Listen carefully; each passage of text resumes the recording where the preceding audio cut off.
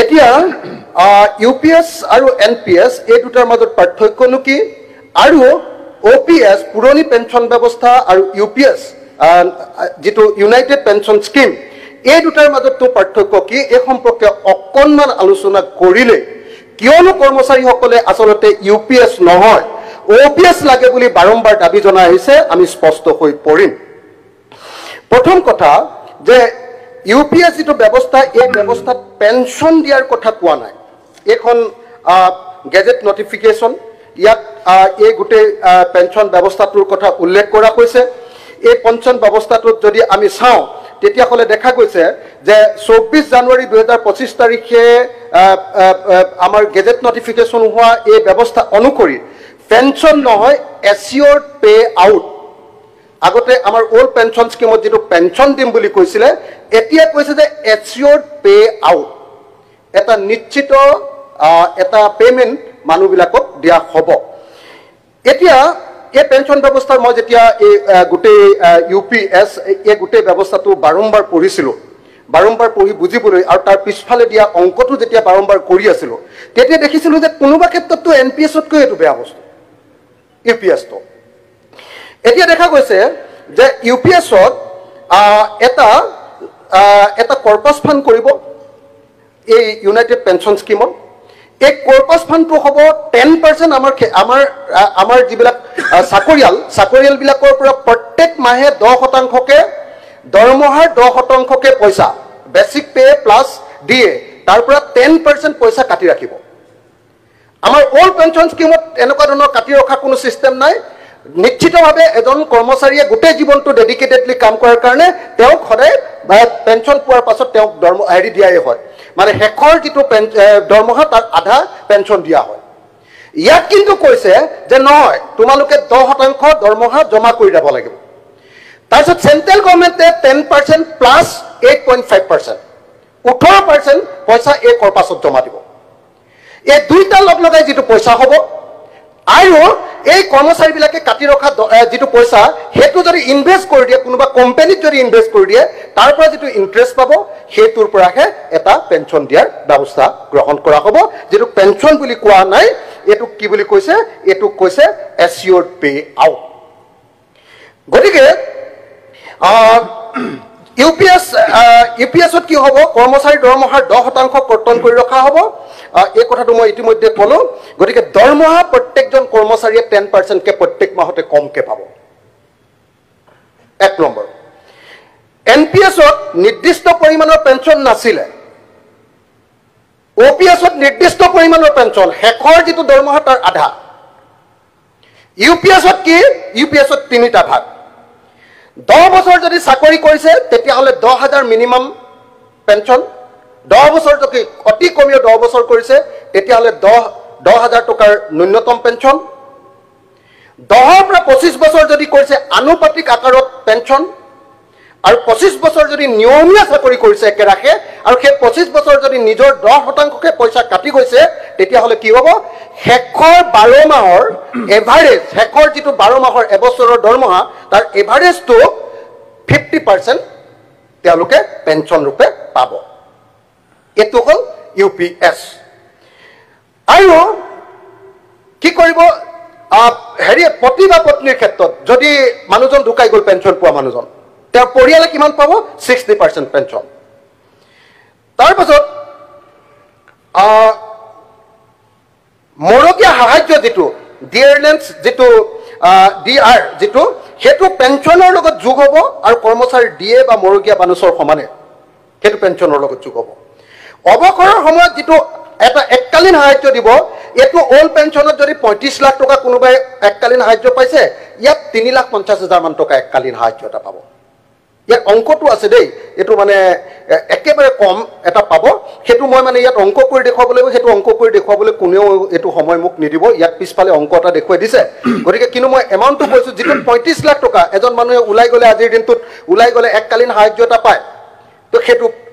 হেতু ইয়াত 35 লাখ টকা যেটো যিজন মানুহে আজিৰ দিনটোত পাব পেঞ্চন পালে হেতু ইয়াত গৈ আকৌ 3,50,000 মান টকাহে পাব তো যদি অবসৰ সময়ত এককালীন সাহায্য কিমান পাব যদি আজিৰ দিনটোত শেষ 12 মাহৰ গড় যদি দৰমহা ৬৮,৮৫০ টকা হয় তেতিয়াহ'লে 10 বছৰ চাকৰি কৰিলে তেওঁ কি ক'ব এককালীন সাহায্য পাব ১,৩৮,৭০০ টকা 20 বছৰ চাকৰি কৰিলে তেওঁ পাব 2,৭৫,৪০০ টকা 2,৭৫,৪০০ টকা আৰু 25 বছৰ চাকৰি কৰাৰ পাছতে 25 বছৰ চাকৰি কৰি ওলাই গ'লে মানুহজনে পাব 3,৪৪,২৫০ টকা যেটো এতিয়া 25 বছৰ চাকৰি কৰিলে 35 লাখ মান টকা পায় মানুহ এজনে এটো দৰমহা গতিকে এটো ভয়ানক সাংঘাতিক ধৰণৰ কথা এটা ইউপিএছত ওপিএছৰ দৰে গ্ৰেচুইটিৰ ব্যৱস্থাও নাই আৰু নাই জিপিএফৰ ব্যৱস্থাও জিপিএফও নিদিয়ে আৰু গ্ৰেচুইটিও নিদিয়ে ইউপিএছত ওপিএছৰ দৰে 10 বছৰ পেঞ্চন বৃদ্ধি 10 বছৰ মূৰে যে এই যেটো দৰমহা বৃদ্ধিৰ কাৰণে যিবিলাক আয়োগ হয় তো এই জিপিএছত কিন্তু এই দৰমহা বৃদ্ধিৰ ওপৰত ভিত্তি কৰি পেঞ্চন বৃদ্ধিৰ যেটো ব্যৱস্থা এই ব্যৱস্থাটো নাই কাৰণ আগতে দৰমহাৰ পৰা 10% যে কাটিছিলে তাৰ ওপৰতে পেঞ্চন দিব গতিকে নতুনকৈ যেটো দৰমহা বৃদ্ধি হ'ব তাত কোনো ধৰণৰ এনহান্সমেন্ট পেঞ্চনৰ এনহান্সমেন্ট নাই গতিকে এজন কৰ্মচাৰীয়ে খালি ইয়াত এটাই সুবিধা এনপিএছত কৰিলে কোনোবাই 2000 টকাও পেঞ্চন পায় ইয়াত ফিক্স কিন্তু 10 বছৰ কাম কৰিলে মিনিমাম 10 বছৰ কিন্তু কাম কৰিলে পাব 10 বছৰ কাম কৰিলে ফিক্স তেওঁ 10,000 টকা তাৰ পেঞ্চন পাব কিন্তু 10,000 টকা পেঞ্চনটো অকমান ডাঙৰ যেন লাগিব পাৰে কিন্তু এতিয়া আজিৰ দিনটোত যিবিলাক মানুহে চাকৰি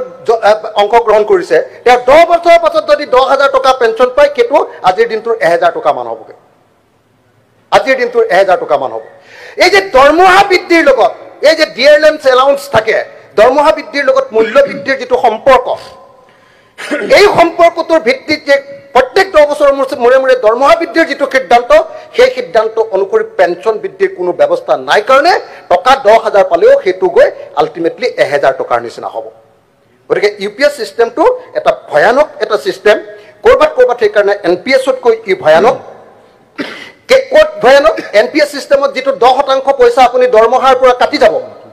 হেতু আপুনি যিদিনা ৰিটায়াৰ কৰিব সেই 10% পইচাটো একেলগতে আপুনি ঘূৰাই পাব গতিকে যাবৰ সময়ত আমি অন্তত 20 লাখ টকা এটা পাই যাব ইয়াত কিমান পাব 25 বছৰ চাকৰি কৰি যাবৰ সময়ত আপুনি 3,44,250 টকা পাব গতিকে যিসকল কৰ্মচাৰী আপোনালোকে চাবৰে 60 বছৰ বা 65 বছৰলৈকে চাকৰি কৰে আজিকালি গোটেই জীৱনৰ আটাইতকৈ ভাল সময়খিনি চৰকাৰৰ কাৰণে দিলে ৰাইজৰ কাৰণে দিলে আৰু যি সময়ত তেওঁ কাম কৰিব নোৱাৰে 65 ইয়াৰ্ছ হ'ল তেওঁ যি সময়ত একদম মানে তেওঁ জীবনটো তেতিয়া অলস হৈ গ'ল আৰু তেওঁ ক্ৰিয়েটিভিটি নাইকিয়া হৈ গ'ল তেওঁ কষ্ট কৰিব নোৱাৰা হৈ গ'ল গোটেই জীৱনৰ ভাল ক্ৰিয়েটিভ সময়খিনি সমাজৰ কাৰণে দি দিলে সেই মানুহজনক তেতিয়াৰ মূল্যৰ খাৰত যদি টকা 1,000 পেঞ্চন দিয়ে 10,000 হ'ব এইটো আজিৰ দিনৰ 1,000 টা মানে হেতু যদি পেঞ্চন দিয়ে তেতিয়াহ'লে সেই মানুহজনে আমাৰ এতিয়া এই যে 250 টকাৰ বৃদ্ধ পেঞ্চন পোৱাৰ নিচিনা অৱস্থা হ'ব ব্যস্তটো নহ'ব কাৰণ যেহেতুকে গোটেই ভাৰতবৰ্ষত এইটো সিদ্ধান্ত হৈছে আৰু মই মিছা কথা সদনত কিয় ক'ম মই ক'লোৱে যে কমপ্লিট কৰি দিব দিয়ক নহয় এইটো উপাধি কৰি নৰিয়া অখিল গগৈ ডাঙৰীয়াই কৈছে অপিএছ নিদিয়ে নেকি মই অপিএছ দিম বুলি কেনেকৈ ক'ম সেইটো মিছা কথা মানে অসত্য কথা কোৱা হ'ব গতিকে অপিএছটো নহয় এনপিএছ হ'ব আৰু যদি ইউপিএছটো এতিয়া কাম কৰি আছে ফাইনেন্স ডিপাৰ্টমেণ্টে যদি ইউপিএছটো যদি কিবা কাৰণত যদি বেছি বেনিফিটেড কৰ্মচাৰীসকলে বুলি ভাবে তেতিয়াহ'লে ইউপিএছটো দিয়া হ'ব যদি এনপিএছটো ভাবে তেতিয়া এনপিএছ হ'ব